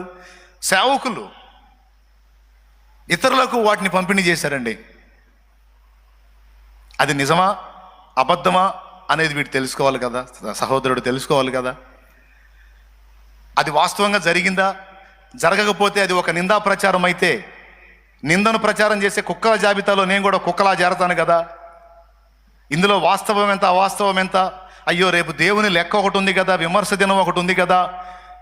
ఒకవేళ దైవజనుడి మీద అబద్ధం పుట్టిస్తే నేను అబద్ధాన్ని ప్రచారం చేసిన అవుతాను కదా అని గుండెల్లో వీసుమంత కూడా భయం లేకుండా, ఫలానోడి మీద ఇలా ఒక విమర్శ వచ్చింది అంటే చాలా సంతోషంగా దాన్ని చూడటం, అనేక మందికి దాన్ని షేర్ చేయటం, ఆ పాపంలో నేను కూడా వాటాదారుణ్ణి అన్నట్లుగా ఈ పట్టణంలో ఉన్నోళ్లే కావచ్చు, బయట ప్రాంతాల్లో ఉన్నోళ్లే కావచ్చు, ఎంత సందడిగా తిప్పలు పడ్డారంటే ఈ దెబ్బతో షాలేం రాజు అనేవాడు అవుట్ అని సంబరపడిపోయారు. ఆశ్చర్యం చెప్పనా, దేవుడు నా పరిచర్యని ఇంకా రెట్టింపుగా ఆశీర్వదించి నన్ను వాడుకోవటం ఎక్కువ చేశాడు. ఇప్పుడు నేను చెయ్యలేనంత పరిచర్య దేవుడు నాకు ఇచ్చాడు, నేను అలిసిపోయేంత సేవ నాకు ఇచ్చాడు. అబ్బో ఇక నా వల్ల కాదురా బాబోయ్ అన్నంతగా అలిసిపోయేంత సేవ నా చేతికిచ్చి దేవుడు ఆయన పనిని జరిగిస్తూ ఉన్నాడు. కానీ నా పతనాన్ని ఆశించి ఒక అబద్ధంగా నా మీద వచ్చినటువంటి ప్రచారాల్ని 10 మందికి వ్యాపింపజేసిన వాళ్ళు చూసావా, ఈగలు తోలుకుంటూ కూర్చున్నారు. చెరపకురా, ఎవడు గుంట తీస్తే వాడే, ఇక వాడు ఎన్ని ఫీట్లు చేసినా సరే ముందుకెళ్ళట్లా. ఈడి దెబ్బతో పోతాడ్రా అనుకొని పాపం ఎన్నోసార్లు తిప్పలు పడ్డారు, దానికి అదేం రెట్టింపు అయిపోతా ఉంది. అసూయ పరులకు, కుళ్ళుబోతు బుద్ధోళ్ళకి దేవుడిచ్చే శిక్ష ఏంటో తెలుసా? ఈడు ఎవరిని చూసి ఏడుతున్నాడో వాడు ఇంకా ఆశీర్వదించబడుతుంటాడు. ఈ కుళ్ళుబోతు బుద్ధోళ్ళు ఎవరిని చూసి ఏడుతారో వాళ్ళని ఇంకా దేవుడు హెచ్చిస్తాడు. అదే వీడికి శిక్ష, పెద్ద శిక్ష. వీడు ఎవరిని చూసి అయితే ఏడుతున్నాడు వాడు ఇంకా అంతకంతకు ఆశీర్వదించబడుతుంటాడు. వీడు కుళ్ళి చస్తాడు. ఒకవేళ నీ మీద ఎవరైనా అలాంటి ప్రచారాలు చేస్తూ ఉంటే, నీ మీద ఎవరైనా అలా లేనిపోని కల్పించి మాట్లాడుతూ ఉంటే, దాని విషయంలో వాళ్ళు దేవుని యొక్క తీర్పును ఎదుర్కొంటారు. కానీ ఒక్కటి జాగ్రత్త, నువ్వుగా మాత్రం ఇతరుల మీద లేనిపోని పనికి మాలిన అబద్ధపు మాటలు మాట్లాడదు. తప్పు చేసినా సరే, వాళ్ళు తప్పు మనుషులైనా సరే నువ్వు మాట్లాడకూడదు. నేను నీకు ఎప్పుడన్నా చెప్పానా ఫలానోళ్ళు ఇలా అని అనవసరంగా వేరే వాళ్ళ విషయాలు తీసుకొచ్చి ఎప్పుడన్నా ఎన్నడైనా బిడ్డదారా మీతో మాట్లాడానా? చెప్పండి. మాట్లాడితే అన్న ఫలానా రోజు నువ్వు అవసరం లేని విషయాన్ని తీసుకొచ్చి మాట్లాడా, ఫలానా ఆయన విషయం అని ఏ ఆయన గురించి అన్న చెప్పండి. షాలేం రాజు నోటి నుంచి అవి రావు. అనవసరంగా లోకుల యొక్క వ్యవహారాలు పందారం చేయడానికి నాకు అంత ఖాళీ ఎక్కడ తెచ్చింది? దేవునికి స్తోత్రం. వాళ్ళ పాపాలు వీళ్ళ పాపాలన్నీ ఎంచుకొని ఆయనట్ట ఈయనట్ట అని వాళ్ళ వీళ్ళ లోకులే పంచుకుని అంత ఖాళీ నాకెక్కడుందండి? నాకే కొంచెం ఖాళీ దొరికిన ఏకాంతానికి పోవటమో, బైబిల్ ముందేసుకోవటమో, ఏదో సేవాపరంగా పరిగెత్తటమో, ఇంకా కొత్త ప్రణాళికలు రచించుకోవటమో, ఆ పాట రాసుకోవటమో, వాక్యం రాసుకోవడం, ఏదో నా తిప్పలు నేను చేసుకుంటా ఉంటా. ఎదుటి వాళ్ళని గురించి ప్రచారాలు చేసి పందేరాలు చేసే అంత ఖాళీ నాకు లేదు. ఒకవేళ అలాంటి అవకాశం దేవుడు నాకు అనుమతించి నన్ను పరీక్షించిన పొరపాటును కూడా నేను ఇతరుల ప్రస్తావనలో నేను తీసుకొని రాను. వాళ్ళ పర్సనల్ నాకు ఎందుకండి? ఎవరు లెక్క వాడిది, ఎవరు తీర్పు వాళ్ళది. కానీ కొంతమంది అట్లా కాదు, విశ్వాసులు కొంతమందికి అలాంటి మనసు ఉండదు. కానీ మీ అందరికీ, మీరు నా బిడ్డలు, నన్ను ప్రేమించి నా ప్రభువు నాకు అప్పగెప్పినటువంటి ఆత్మలు మీరందరూ. సో నన్ను పోలు నడుచుకుంటారని మీకు ఈ హెచ్చరికలు చేస్తూ ఉన్నా. మీ దగ్గర వంకర టెంకర తత్వాలు నేను చూసి ఇష్టపడను. అందుకే మీ అందరికీ చెప్తున్నాను, జాగ్రత్త. మనందరికీ విమర్శ దినం ఒకటి. మనందరం దేవుని ముందు ఇలా నిలబడి లెక్క ఆయన అడుగుతున్నప్పుడు లెక్క చెప్పేటువంటి రోజు ఒక రోజు ఉంది కనుక ఫస్ట్ ఏం పాయింట్ చెప్పాను? మారు మనసు పొంది జీవించాల్సిన విషయంలో మనం జాగ్రత్తగా ఉండాలి, ఎందుకంటే విమర్శ దినం ఉంది. మన నోటి మాటల విషయంలో మనం జాగ్రత్తగా ఉండాలి, ఎందుకంటే విమర్శ దినం ఉంది. మూడవది, మన బంధాలు అనుబంధాల విషయంలో మనం జాగ్రత్తగా ఉండాలి, ఎందుకంటే విమర్శ దినం ఉంది. నీ భార్యను నువ్వు పోషించాలి కష్టపడి, అది నీకు దేవుడిచ్చిన బాధ్యత. అలాగే కష్టపడి నిన్ను పోషించే నీ భర్తకు నువ్వు నమ్మకంగా ఉండాలి, అది నీ బాధ్యత. మీరు కన్న పిల్లల్ని వాళ్ళకి రెక్క వచ్చిందాకా మీరు వాళ్ళని ఆదరించాలి, వాళ్ళ బాధ్యతలు నెరవేర్చాలి, ఇది మీ బాధ్యత. మీకు జన్మనిచ్చిన తల్లిదండ్రులు మీకోసం ఎంతో శ్రమపడి మీ విషయంలో ప్రయాసపడ్డారు కనుక వాళ్ళ రుణం తీరునట్లు వారికి మీ వంతు ప్రేమ మీరు చూపి వారి ముదిమి యందు వారిని నిర్లక్ష్యం చేయకుండా మీరు చూసుకోవాలి. పిల్లలారా, ఇది మీ బాధ్యత. ఎందుకంటే వీటన్నిటి విషయంలో విమర్శ దినమందు లెక్క అడుగుతాడు దేవుడు. గుర్తుపెట్టుకోవాలి, ఎప్పుడు ఏ రోజుకు ఆ రోజు దేవుడి తీర్పు సింహాసనాన్ని కళ్ళ ముందు పెట్టుకొని బతకాలి, దేవుని న్యాయపీఠాన్ని కళ్ళ ముందు పెట్టుకొని బతకాలి, విమర్శ దినాన్ని గుండెల్లో పెట్టుకొని బతకాలి.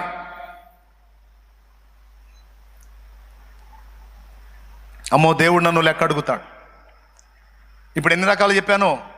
మొట్టమొదటిది, మారు మనసు విషయంలో జాగ్రత్త పడాలి. పాపాలు చేసుకుంటా దేవుడు నన్ను ఏం అంటలేదులే అంటే ఉండి ఉండి ఒక్కసారి రాలుతాయి పళ్ళు, అయిపోయింది. సింపుల్గా అర్థమైందని చెప్పాలే. ఒకటి. రెండు, మాటల విషయంలో మాటేగా ఏముందిలే వదిలేద్దాం. బ్రదరు ఫలానోడు ఇట్టంటగా తెలిసిందా నీకు? తెలియలేదా? ఊరే భలే పడ్డా కూర్చో. అబ్బాబ్బా ఏం పండుగ ఒక్కొక్కడికి లోకులతో పంచుకోవాలంటే. ఏం పండుగ దా కూర్చో. బాయ్ రొంటి మళ్ళీ టీ తాగుతా. ఈ సుత్తి మీటింగ్కి మళ్ళీ టీ తాగుతా. మొత్తం రాయబడతాయి ఆడ. అదే మలాకి గ్రంథంలో చెప్పింది. అన్యుల సంగతి పక్కన పెట్టి విశ్వాసులు మాట్లాడుకుంటూ వింటాడంట. నా భక్తులు మాట్లాడుకుంటారు, ఏం మాట్లాడుకుంటారని. ఈ వాడట్టా వీడిట్టా నీ దరిద్రం మాట్లాడుకున్నారని రికార్డ్ అయింది అక్కడ. కావాలంటే చూడు, మలాకి గ్రంథము 3వ అధ్యాయము 16వ వచనం. అప్పుడు యెహోవా యందు భయభక్తులు గలవారు. మలాకి గ్రంథం 3:16. అప్పుడు యెహోవా యందు భయభక్తులు గలవారు ఒకరితో ఒకరు మాట్లాడుకొనుచుండగా యెహోవా చెవియొగ్గి ఆలకించెను. మరియు యెహోవా యందు భయభక్తులు కలిగి ఆయన నామమును స్మరించుచు ఉండు వారికి జ్ఞాపకార్థముగా ఒక గ్రంథము ఆయన సముఖమునందు వ్రాయబడింది. అద్దుకో పుస్తకం. బాయ్ నువ్వు మర్చిపోయినా దేవుడు మర్చిపోడాయా? నేను వదిలేశాను గాల్లో, మాటలు గాల్లో వెళ్ళిపోయినాయి అనుకోవద్దు. మొత్తం గాల్లో కాదు, గ్రంథంలో ఉన్నాయి. గ్రంథంలో ఉన్నాయి. కొంతమంది వాళ్ళు చేయరు, కానీ లోకుల పాపాలు పంచుకుంటూ ఉంటారు. లోకుల పాపాలు పంచుకుంటూ ఉంటారు. అది కూడా దరిద్రమే. నీకెందుకు? నీకేమన్నా చెప్పాడా పంజారాలు చేయమని, పంపిణీ చేయమని, దుర్వార్తలు వ్యాపింపజేయమని ఏమని చెప్పాడా? సువార్త చెప్పరు ఇంత ఇంట్రెస్ట్గా. చాయ్ చెప్పి చాయ్ తాగుతా 2 మాటలు విందాం దేవుని మాటలని సువార్త చెప్పరు. కానీ లోకుల విషయంలో పందేరాలు మాత్రం బాయ్ 2 కాఫీ. ఇప్పుడు మేము లోకుల పాపాలు పంచుకోపోతున్నాం, కాఫీ తాగుతా పంచుకుంటాం. తమ్ముళ్ళు తేలిగ్గా తీసుకోవద్దు. మన మాటలు దేవుణ్ణి దృష్టిలో పెట్టుకొని మాట్లాడాలి. నేను ఈ విధంగా వ్యాఖ్యలు చేస్తే నా దేవుడు అవి లెక్క అడిగితే నేనేం సమాధానం చెప్పాలి? అవి నిజమో కాదో నిర్ధారణ లేని మాటలు నేను మాట్లాడకూడదు. నాకెందుకు? అది నా పని కాదు కదా. అవసరమైతే ఒకవేళ ఎవడన్నా తప్పు చేసి ఉంటే ఆ తప్పుని కప్పిపుచ్చుదాం. ప్రేమ దోషములను కప్పునని రాస్తుంది కాబట్టి నా సహోదరి తెలియక చేసిందేమో, నా సహోదరుడు తెలియక చేశాడేమో, దిద్దుకునే అవకాశం ఇద్దాం. అవసరమైతే కవర్ చేద్దాం, కప్పిపుచ్చుదాం, కాపాడదామన్న మైండ్ ఉండాలి. కానీ బయటేద్దాం, నలుగురిలో నవ్వుల పాలు చేద్దాం అనేటువంటి ధోరణి మంచిది కాదు. మనుషుడా జాగ్రత్త, నువ్వు ఏ కొలత కొలుస్తావో అదే కొలత నీకు తిరిగి కొలవబడిద్దనే మాట బైబిల్లో రాస్తుంది. ఒక బిడ్డకి మనం ఇలా చేస్తే అదే తీర్పు మళ్ళీ మన బిడ్డలకు జరిగే అవకాశం ఉంది. కనుక ఎవరు స్త్రీ అయినా పురుషుడైనా సరే గుండెల్లో భయం పెట్టుకొని బతకాలి. లోకులు పిల్లలు కదా అని మనం మనకిష్టం వచ్చిన తీర్పులు తీరిస్తే దేవుడు రేపు మన బిడ్డలకు కూడా అలాంటి తీర్పులు తీర్చే అవకాశం ఉందని జాగ్రత్త పడాలి. అర్థమైందా మీకు? అర్థం కాలేదా? ఇది అర్థం కాకపోవటానికి అంత పెద్ద బైబిల్లోని మరణం ఏం కాదులే. ఇది ఎందుకు అర్థం కాదు? సూపర్గా అర్థమైంది. స్తోత్రం. ఏమా మర్మమా? మూడవది ఏంటి? బంధాలు, అనుబంధాల విషయంలో, బాధ్యతల విషయంలో విమర్శ దినాన్ని లెక్క దృష్టిలో పెట్టుకొని మనం ప్రవర్తించాలి. కొంతమంది కష్టపడి కని పెంచి పెద్ద చేసిన తల్లిదండ్రుల్ని నవ్వుల పాలు చేసి నడివీధుల పాలు చేసేటువంటి పిల్లలు ఉన్నారు. అప్పటిదాకా అదే తల్లి పాలు తాగి రొమ్ము గుద్దినట్టుగా అప్పటిదాకా ఆ తల్లిదండ్రుల రెక్కల నీళ్ళలోనే పెరిగి పెద్దవారై వాళ్ళ అవసరాలన్నీ గడిపేసుకొని తీరా వాళ్ళకంటూ స్వేచ్ఛ వచ్చిన తర్వాత, స్వతంత్రులైన తర్వాత, వాళ్ళ కాళ్ళ మీద వాళ్ళు నిలబడే పొజిషన్కి వచ్చిన తర్వాత తల్లిదండ్రులని స్టేషన్ పాలు చేస్తారు. తల్లిదండ్రుల పేరు బదనాం చేస్తారు, నలుగురిలో నవ్వుల పాలు చేస్తారు. పిల్లలారా, నేను చెప్తున్నా, ఆ ఎఫెక్ట్ అనేది నీ లైఫ్ మొత్తంలో ఏదో ఒక ఘట్టంలో నువ్వు అనుభవిస్తావు. నేను చెప్పే మాట మర్చిపోవద్దు. నువ్వు పెద్దదానివయ్యావు, పెద్దోడివయ్యావు, నీ ఇష్టం, నా ఇష్టం అనుకుంటున్నావు. ఓకే, నువ్వు వెళ్తావు, బరి తగ్గిస్తావు, బజార్లు ఎక్కుతావు, స్టేషన్కి వెళ్తావు, ఎవరిని అమ్మాయిని చూసుకుంటావు లేదా అబ్బాయిని చూసుకుంటావు, చేసుకుంటావు, ఏదో ఆనందం. Okay, happy. కానీ తల్లిదండ్రుల కన్నీళ్ళు ఉన్నాయి చూసావా? తల్లిదండ్రుల కన్నీళ్ళు నీ లైఫ్ మొత్తంలో ఏదో ఒకనాడు అబ్బా అనుకునే రోజు రాకపోతే అప్పుడు అడుగు నన్ను. అబ్బా అనే రోజు ఒక రోజు ఏనాడైనా నీ లైఫ్ మొత్తంలో వచ్చింది. చచ్చిన తర్వాత దేవుని లెక్కలోనైనా వచ్చింది. అందుకే దేవుని పిల్లలారా, మీరు నన్ను ప్రేమించి వెంబడించే బిడ్డలు కనుక తస్మాత్ జాగ్రత్త. విచ్చలవిడిగా నీ ఇష్టం వచ్చినట్టుగా బతికి రేపు దేవుని తీర్పులో విమర్శ దినంలో నిలబడే పరిస్థితికి తెచ్చుకోవద్దు. శాపాన్ని కొని తెచ్చుకోవద్దు. మిమ్మల్ని కని పెంచి పెద్ద చేసి మీ జీవితాన్ని మంచిగా అందంగా తీర్చిదిద్దిన తల్లిదండ్రులకు మీ భాగస్వామిని వెతికే ఛాన్స్ కూడా ఇవ్వండి. మీకు మీరే డిసైడ్ చేసుకోవద్దు, మీకు మీరే నిర్ణయాలు చేసేయొద్దు. కొంతమంది వాళ్ళకు వాళ్ళే ఓన్గా డిసైడ్ చేసుకుంటారు. ఇప్పుడు నేను ఈ మాటలు చెప్తున్నా, కొంతమందికి ఏడ్చోలే పోవే అన్నట్టు ఉంటుంది. ఓకే, ఏమైంది, ఏడ్చావులే పో, అడిగిపోతా, నేను అడిగిపోను, నేను ఎప్పుడు ఇక్కడే ఉంటాను, దేవునికి స్తోత్రం. నీకయిద్ది ఏంటి, ఒకరోజు పెళ్ళి కాదు, బతుకంతా పెళ్ళి అయింది. అది ఆడపిల్లలకి మగపిల్లలకి మొత్తానికి చెప్తున్నా. న్యాయమా కాదా? నేను ఇలాగ నా ఇష్టానికి నేను బతికేస్తే దేవుడు నన్ను లెక్క అడిగితే నేనేం చెప్పాలి? ఛీ, ఇది న్యాయం కాదు. నా తండ్రి ఎన్నో ఆశలు పెట్టుకున్నాడు, నా తల్లి ఎన్నో ఆశలు పెట్టుకుంది. ఒకవేళ నాకు ఇష్టమైందైనా సరే వాళ్ళ అనుమతి లేకుండా నేను అడుగు వేయకూడదు అనేటువంటి నీతి ఎంతమంది పిల్లల్లో ఉంది ఈరోజు? సో బయట ప్రపంచాన్ని వదిలిపెడితే దేవుని బిడ్డలుగా ఉన్న మీరైనా జాగ్రత్తగా ఉండాలని ప్రేమతో తెలియజేస్తా ఉన్నాను. అలాగే తల్లిదండ్రులు కూడా పిల్లల బాధ్యతలు నెరవేర్చే విషయంలో జాగ్రత్తగా ఉండండి. అయిపోయింది. 3. 4వది యథార్థత విషయంలో జాగ్రత్తగా ఉండాలి. ప్రతిరోజు విమర్శ దినాన్ని దృష్టిలో పెట్టుకొని పనిచేయాలి. యథార్థత. దేవుడు యథార్థవంతులను ఇష్టపడతాడు, యథార్థతని గమనిస్తూ ఉంటాడు. కొంతమందిని నేను గమనిస్తూ ఉంటాను. ఇప్పుడు నువ్వు ఒక దగ్గర పనికి వెళ్ళావు, పని చేస్తున్నావు. కొంతమంది ఎట్లా చేస్తారు తెలుసా? యజమాని ఉన్నప్పుడు మామూలు హడావుడి చేయరు. యజమాని ఉన్నప్పుడు అబ్బా వీడు ఎంత నమ్మకస్తుడురా, అబ్బా ఇటు ఒరిజినల్ రా నాయన అన్నంత బిల్డప్ ఇస్తారు. వాడు అటు బాగానే ఇటు సైలెంట్గా కూర్చుంటాడు, తరే అనుకుంటాడు. అంటే సో మాస్టర్ అన్నమాట. ప్రియులారా, గుర్తుపెట్టుకోండి, సేవలో నిన్ను పెట్టినా, పరిచర్యలో నిన్ను పెట్టినా, బలిపీఠం దగ్గర నిన్ను పెట్టినా, లేదా బయట నువ్వు పనికి వెళ్ళినా, ఎక్కడ నిన్ను ఏ పనికి ఏ బాధ్యతకి నిన్ను అప్పచెప్పినా నీలో యథార్థత ఉండాలి. వేషధారణ ఉండకూడదు, నాటకాలు ఉండకూడదు. నాటకాలు ఉండకూడదు. నమ్మకస్తుడివి, నమ్మకస్తురాలివని ఒక పనికి నిన్ను నియమించినప్పుడు యజమాని కింద నమ్మకంగా పని చేయాలి. ఎందుకంటే ఆ యజమాని చూడకపోవచ్చు, పైన మనందరికీ ఒక యజమాని ఉన్నాడు, ఆయన కనిపెడతా ఉంటాడు.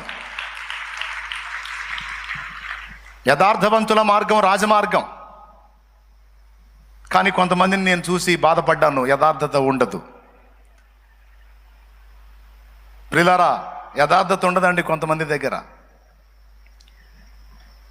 వేషధారణ, వంచన, మాయ. కానీ అది దేవుడి విమర్శలో లెక్కలోకి వస్తుంది. దేవుడు దాన్ని ఒప్పుకోడు. యథార్థంగా ఉండాలి. దేవుని యథార్థంగా ఉండే వాళ్ళకి దేవుడు తన బలిపీఠం దగ్గర పిచ్చుకకు స్థానం ఇచ్చినట్టు స్థానం ఇస్తాడు. యథార్థ హృదయాల ప్రార్థన ఆయనకు ఆనందకరం. పని దగ్గర కానీ, ఇంట్లో కానీ, వ్యక్తిగత జీవితంలో కానీ ఉన్నది ఉన్నట్టు ఉండాలి. షో పనికిరాదు. సాధ్యమైనంత వరకు ఓపెన్గా నేను యథార్థంగా ఉండడానికి ఇష్టపడుతున్నాను. ఎందుకంటే యథార్థత నా దేవునికి ఇష్టమైంది. న్యాయ ప్రవర్తన నా దేవునికి ఇష్టమైంది. ఒక పనికి నన్ను నియమించినప్పుడు నేను ఆ పనికి ప్రతిఫలం తీసుకుంటున్నప్పుడు, చెప్తున్నా, అందరూ పనిచేసేవాళ్లే, అందరూ కష్టపడేవాళ్లే. ఒక పని చేసి నేను జీతం తీసుకుంటున్నప్పుడు, నువ్వు గవర్నమెంట్ జాబ్ హోల్డర్ అయినా సరే, నీ తోటి వాళ్ళు ఒకవేళ వాళ్ళ బాధ్యతలు నెరవేర్చకపోయారు. నువ్వు ఒక టీచింగ్ ఫీల్డ్లో ఉన్నావా, మిగిలిన వాళ్ళ క్లాసులు నిర్లక్ష్యం చేసి ఉండొచ్చు. కానీ నీ క్లాసు, నువ్వు ఇంగ్లీష్ టీచర్వో, తెలుగు టీచర్వో, సోషలో, సైన్సో, ఎందులో ఏ విభాగంలో నువ్వు ఉన్నావో, కానీ నీ క్లాస్ వరకు నువ్వు వాళ్ళకి నేర్పిన పాఠాల వరకు ఫస్ట్ క్లాస్లో రావాలి వాళ్ళు. కొంతమందిని నేను చూశాను, దారుణమైన విషయం అండి. టీచర్స్లో కూడా ఉన్న పొరపాటు అది. టీచర్స్లో ఉన్న పొరపాటు.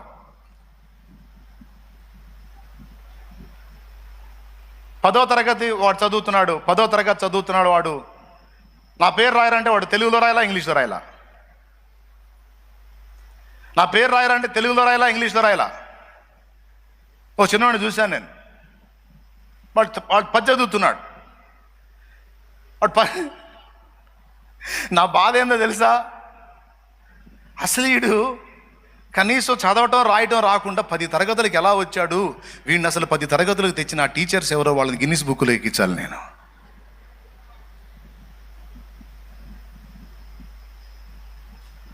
నాకు తెలిసి వాడు ఎన్ని లంచాలు పెట్టుంటాడండి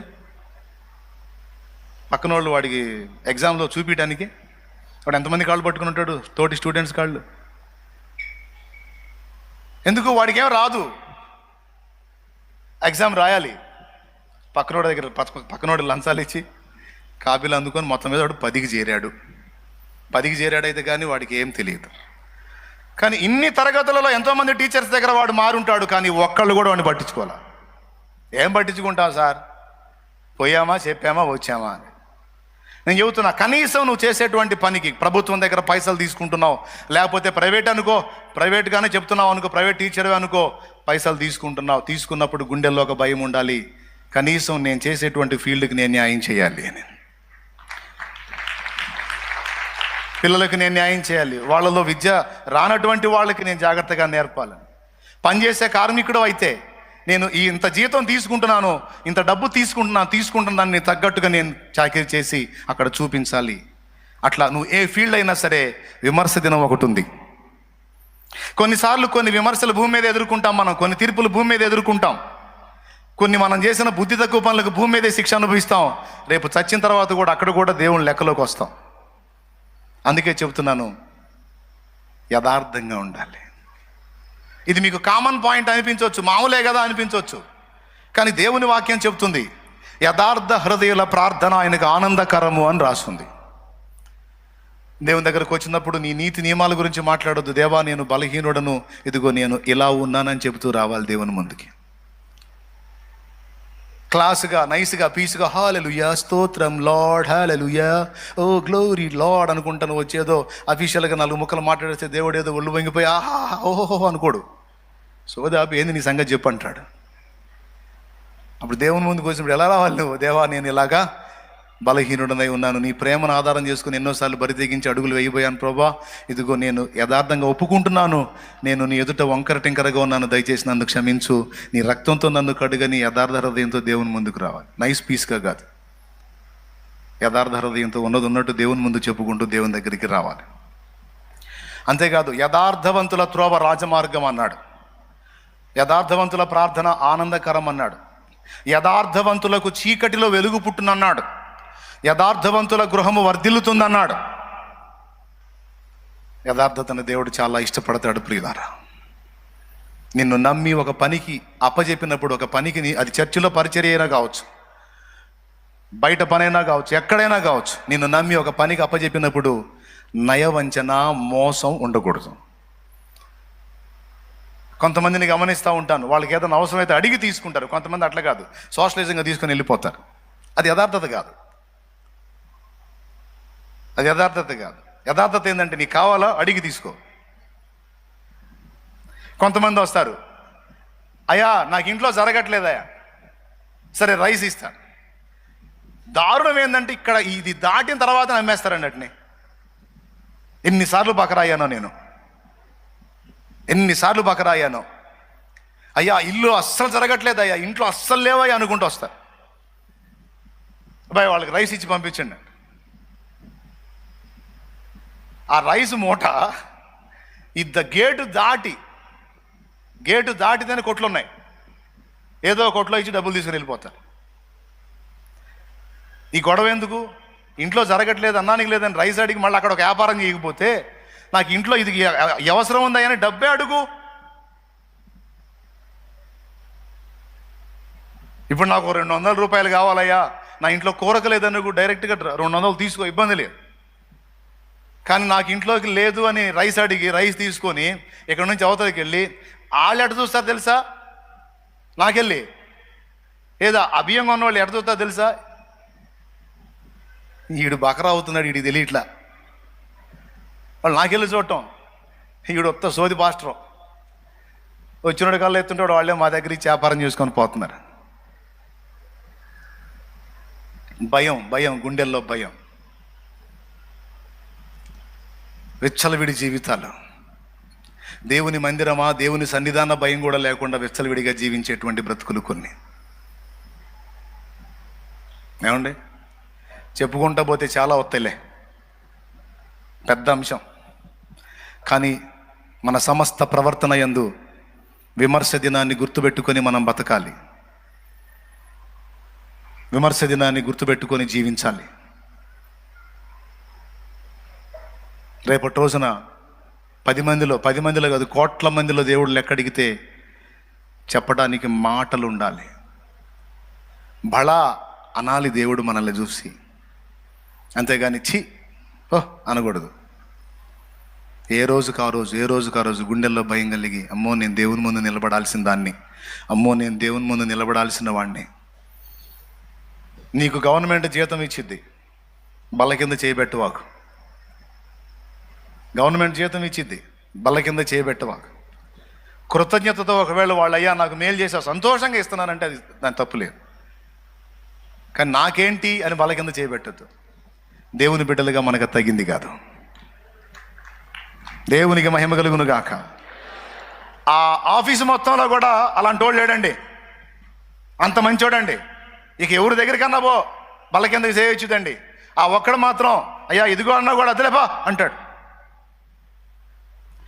ఆ స్టేషన్లో ఆ మిగిలిన కానిస్టేబుల్లో మిగిలిన ఆ అధికారులు వేరండి, ఆయన వేరండి. టీ తాగినా కూడా డబ్బులు ఇస్తాడండి.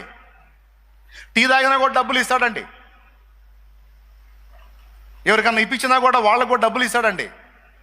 నేను అధికారిని కదా, నన్ను డబ్బులు అడుగుతావేని అన్నాడండి.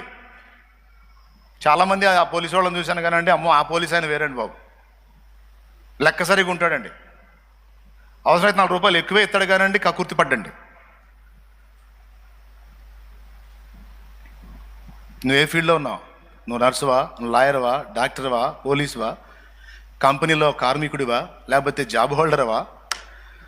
నువ్వు ఎక్కడ ఏ ఫీల్డ్లో ఉన్నా విమర్శ దినాన్ని దృష్టిలో పెట్టుకొని బతుకు. దేవుడు నన్ను లెక్క అడుగుతాడని గుండెల్లో ఎప్పుడు భయం కలిగి బతుకు. ఇంతే చాలు, పైకి లే. వాళ్ళు అసలుకే ఏడుతున్నారు, మళ్ళీ ఇబ్బంది పడింది. పోదా, దేవునికి స్తోత్రం కలుగునుగా. అయిందా గంట? పైకి లేచి నిలబడదాం, ప్రార్థన చేద్దాం. విమర్శ దినాన్ని దృష్టిలో పెట్టుకుందాం. ఏందా లేవట్లా? అశోక్ అన్న ప్రార్థన చేస్తాడు. స్తోత్రములు తండ్రి, ప్రేమ కలిగిన దేవా, దయ కలిగిన తండ్రి, నీకు స్తోత్రాలు, వందనాలు, కృతజ్ఞతలయ్యా. ఈ పునరుత్థానపు వేళ నీ దాసుని ద్వారా మా అందరితో మాట్లాడావు నాయనా, నీకు స్తోత్రాలు, వందనాలు, కృతజ్ఞతలయ్యా. ఒక రోజు రాబోతుంది, ఆ రోజు నాయనా నీవు సింహాసనం మీద కూర్చోబోతున్నావు. ఒక్కొక్కరి జీవితాన్ని గురించి ఏ విధంగా లెక్క అడగబోతున్నావో సుస్పష్టంగా మాతో మాట్లాడినందుకు కొరకై మీకు స్తోత్రాలు నాయనా. ఈ దినం నుంచి, ఈ రోజు నుంచి, ఈ క్షణం నుంచి ఆ న్యాయపీఠపు సింహాసనాన్ని చూస్తూ విమర్శ దినాన్ని గుర్తు చేసుకుంటూ నాయనా, మా మాటలు, చూపులు, తలంపులు, ఆలోచనలు, మా సమస్త ప్రవర్తనలో జాగ్రత్తగా బ్రతకడానికి సహాయం దయచేయండి అయ్యా. ఇప్పటికే నీ కార్యాలు పొందుకుంటున్న వాళ్ళు మారు మనసు పొందాలి నాయన, పాపాలు విడిచిపెట్టాలయ్యా. రక్షణ పొంది నీ బిడ్డలుగా మారాలి నాయన. రక్షణ పొంది నీ బిడ్డలుగా మారిన వారు మాటల విషయంలో జాగ్రత్తగా బ్రతకాలయ్యా. నిందలు మోసుకొని తిరిగే వారిగా ఉండకూడదు నాయన. ఒక్కొక్కరిని కట్టడి చేయండి ఆయన. భయము కలిగి బ్రతకడానికి సహాయం దయచేయండి. లేనిపోని మాటలు మాట్లాడేవారిగా ఎవరు ఉండకూడదు నాయన. బంధవ్యాల విషయంలోనైనా జాగ్రత్త కలిగి, ప్రేమ కలిగి బ్రతకడానికి సహాయం దయచేయండి అయ్యా. ప్రతి విషయాన్ని గురించి నాయన నీవు లెక్క అడగబోతూ ఉన్నావు గనక పనిచేసే ప్రాంతాలలో నాయన ఇక ఎక్కడ ఉంటున్నా నా తండ్రి భయం కలిగి బ్రతకాలయ్యా, జాగ్రత్తగా బ్రతకాలయ్యా. మనుషులు మమ్మలను లెక్క అడగలేకపోయినా, మనుషులు అడిగినా మేము నా తండ్రి వారిని ఎదిరించి మాట్లాడినా ఒకరోజు నీ ఎదుట తలదించుకునే పరిస్థితి ఉంది కదయ్యా. నా తండ్రి, ఇక్కడున్న వాళ్ళందరినీ ఇప్పటిదాకా చేసిన ప్రతి అతిక్రమాలు దయతో క్షమించండి అయ్యా. ఎక్కడెక్కడ నీకు వ్యతిరేకంగా అడుగులు వేశారో నీ అమూల్యమైన రక్తంతో కడగండి నాయన, పరిశుద్ధపరచండి నాయన.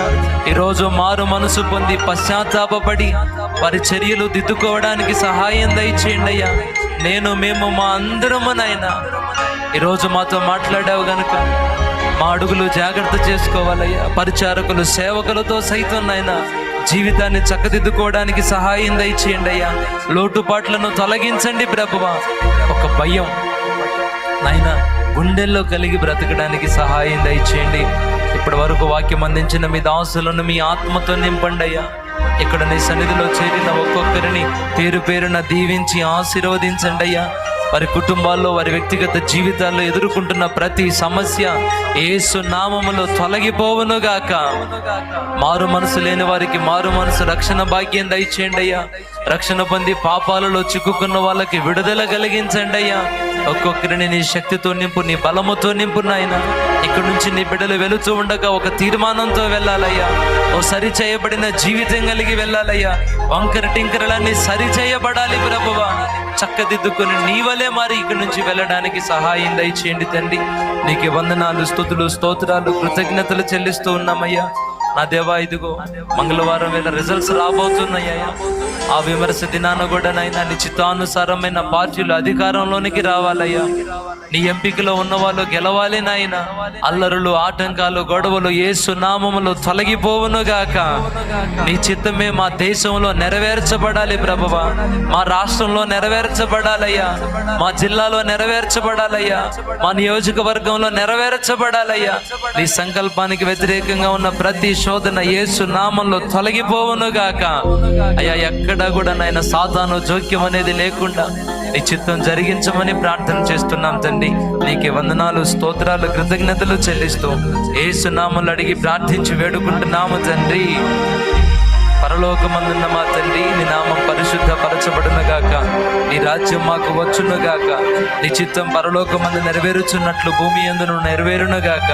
నేడు మాకు కావలసిన అందిన ఆహారం మాకు దయచేయి. మా పట్ల అపరాధం చేసిన వారిని మేము క్షమించిన ప్రకారం నీవు మా అపరాధములను క్షమించుము. మమ్మల్ని శోధనలోనికి తేక దుష్టు నుంచి కాపాడు, కీడు నుంచి రక్షించుము. ఎందుచేతనగా రాజ్యము, బలము, మహిమ, శక్తి సర్వం నిరంతరం నీవయున్నావు తండ్రి. ఆమేన్. మన తండ్రి అయిన దేవుని ప్రేమ, ఆయన ప్రియ కుమారుడును లోకరక్షకుడునైన యేసుక్రీస్తు వారి దివ్యమైన కృప, పరిశుద్ధాత్మ దేవుని యొక్క అన్యోన్యత సహాయ సహవాస సమాధానములు సమకూడిన మనకు, సకల పరిశుద్ధులకు, సార్వత్రిక సంఘమంతటికి సదాకాలము తోడై ఉండి నిత్యంతములో చేరు పర్యంతము నడిపించును గాక. యేసు రక్తమే చేయి, ప్రభు యేసు రక్తమే చేయి. యేసు నామమునకు సంపూర్ణ విజయం కలుగును గాక. హల్లెలూయా, హల్లెలూయా, హల్లెలూయా. మీరు తెచ్చుకున్న నూనె కొరకు, మీ ప్రయాణాల కొరకు చిన్న మాట ప్రార్థన చేస్తాను. నాతో పాటు కలిసి ఏకీభవించండి. సర్వాధికారివైన మా తండ్రి, నీకు వందనాలయ్యా. నీ బిడ్డల చేతుల్లో ఉన్న నూనెను నీ శక్తితో నింపండి అయ్యా. నీ రక్తంగా మార్చండి అయ్యా. విశ్వాసం ద్వారా వినియోగిస్తున్నప్పుడు బలమైన కార్యాలు జరగాలయ్యా. నీకు స్తోత్రాలు చెల్లిస్తూ ఉన్నాం తండ్రి. నీ బిడ్డలు తిరుగు ప్రయాణమే వెళ్తుండగా మార్గాల్లో తోడుగా ఉండండి. క్షేమకరమైన ప్రయాణాన్ని దయచేయండి తండ్రి. నీకు వందనాలు చెల్లిస్తున్నాం ప్రభువా. నీకు కృతజ్ఞతలయ్యా, స్తోత్రాలనైనా.